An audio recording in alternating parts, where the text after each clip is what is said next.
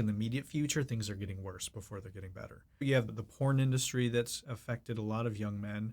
To be able to go on here and see unlimited amounts of any kind of naked women or act at age 8, that does something. We got some problems. And then we have social media, which is also having a completely disconnecting effect. The young people are just born into it and they have no clue. Then the older people, they have no idea that it's even dangerous at all. They're just like, oh, I'm on my phone. We have birth control hormones.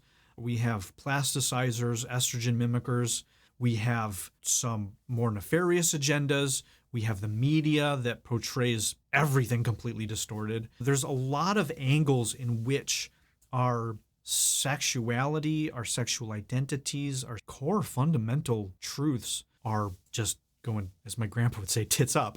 When somebody's reality model is distorted or becomes distorted, few things happen. One, they become very disoriented in the world. They lose a vision because you don't know how to get somewhere if you don't know who you are and where you're at. For example, if you think that the feminine qualities are masculine, masculine qualities are feminine, you're going to get what I call reversed results. If you think giving is receiving and receiving is giving, and you go out into the world thinking you're giving to people, you're actually probably taking from people and you don't realize it. When these fundamental things get either distorted or flipped, in my clinical practice, what I see is dysfunction.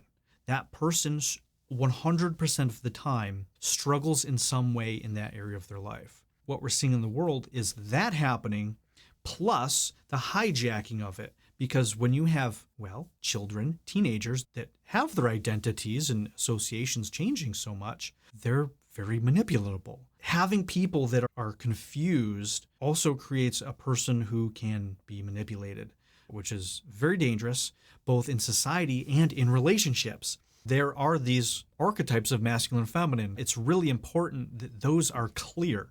And most importantly is to let go of all the judgments of them. You can just imagine that when someone hears surrendering and submissive, there's probably judgments and trauma around that versus a society that's saying leading and dominant.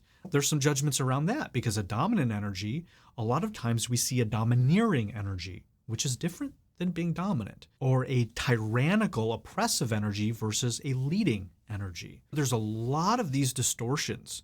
The labels get messed up. We change the names of things, so it really creates a lot of confusion. And we're seeing a lot of confusion in the world right now about some of these very things. If we can start healing those wounds around all of that, we're going to have major healing and progress.